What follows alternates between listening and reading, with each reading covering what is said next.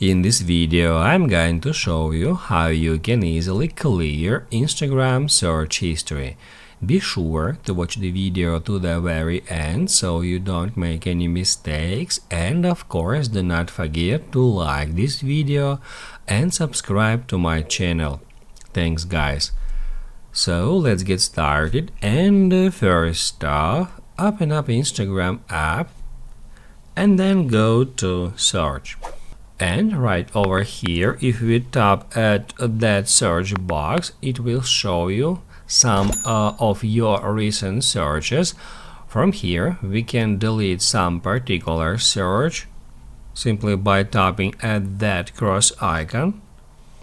And also we can tap at see all, and from here we are able to clear all our search history in one click. To do that, just tap at clear all and then clear all again to confirm it. That's how you can easily clear your Instagram search history.